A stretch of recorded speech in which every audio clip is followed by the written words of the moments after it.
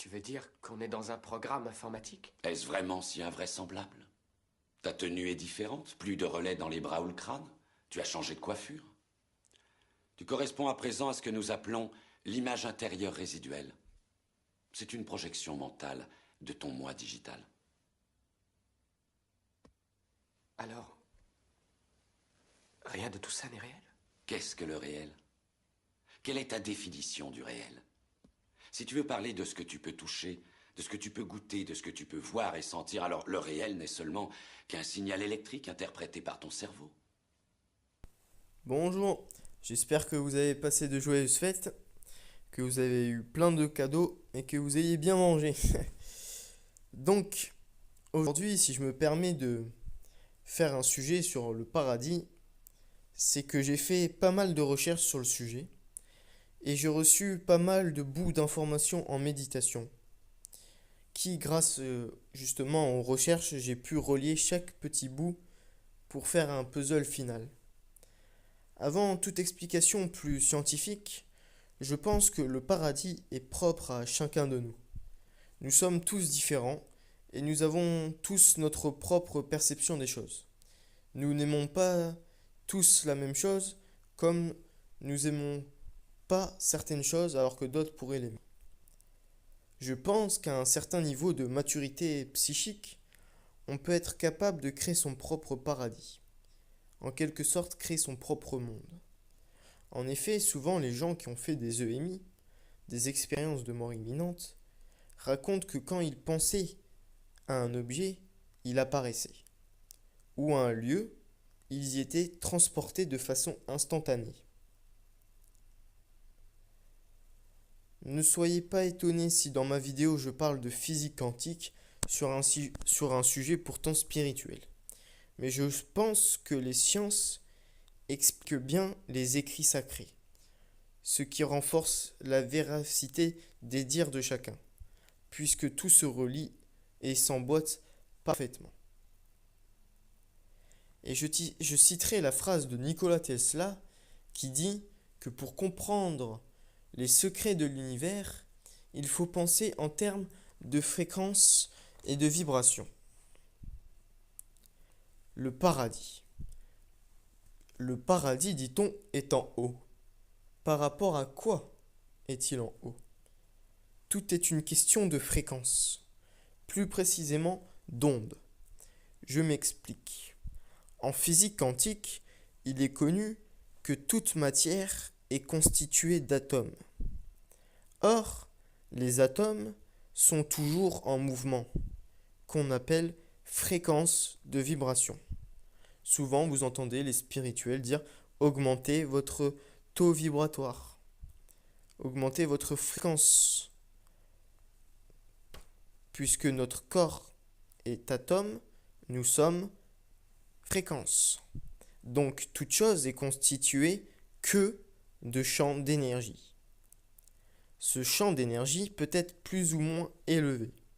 Donc, quand quelqu'un agit de façon mauvaise, il vibre bas. On a le libre arbitre.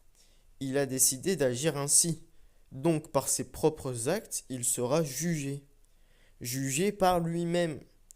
Eh bien oui, quand la mort, donc la mort c'est l'âme, or, lui fera quitter ce monde, il sera par ses ondes où il doit aller. Et il ira automatiquement, puisque c'est sa place. Telle une onde radio, si elle est à 42 Hz, il sera à la station 42 Hz. 42. Une place qui n'est pas définitive, même si dit-on que l'enfer est éternel. Le mot éternel signifie qui n'est pas défini dans le temps. Encore une fois, c'est le libre arbitre. C'est une fois que la personne a compris ce qu'il clochait, et là, pour comprendre ce qui n'allait pas, c'est à un certain temps, donc c'est à la personne elle-même de prendre le temps qu'il lui veut, donc quelque chose qui n'est pas défini dans le temps, puisque c'est à la personne elle-même de choisir son propre temps qu'il lui faudra pour comprendre. Une fois que la personne a compris ce qui n'allait pas, elle peut revenir pour s'auto-corriger. Donc cette personne, il ou elle, reviendra en personne meilleure. Ainsi, plus une âme vieillit, plus elle a d'expérience. Ces expériences sont des enseignements. Et ces enseignements se transforment en lumière. Et tous les saints ont atteint l'illumination.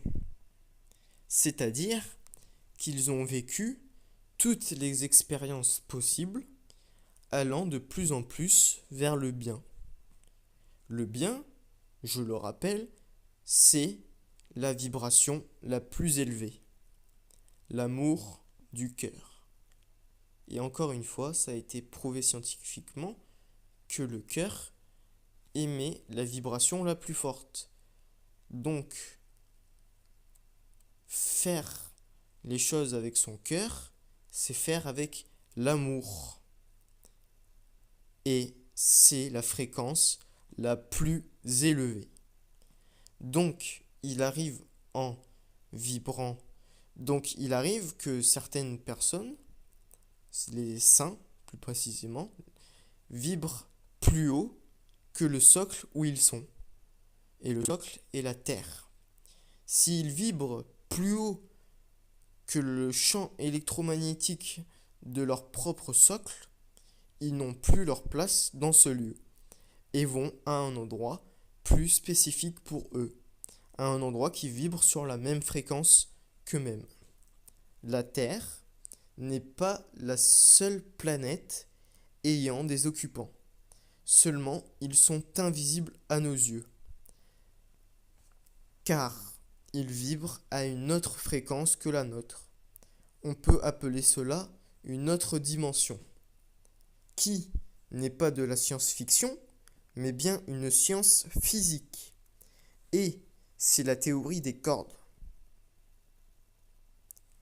Quand la Bible parle du bien ou du mal, en personnifiant des êtres négatifs, laid et sombres, et le bien inversement, c'est une métaphore pour parler des charges électriques. Il existe 3 sortes de charges électriques. La charge plus, donc positive, la charge moins, donc négative. Donc, bien sûr que les êtres négatifs ou positifs existent, mais sur un autre plan de conscience, donc ayant pas forcément la forme qu'on s'attend. Je pense plus à une forme gazeuse impalpable, ayant tout de même une forme plus ou moins bien structurée, et ayant une odeur.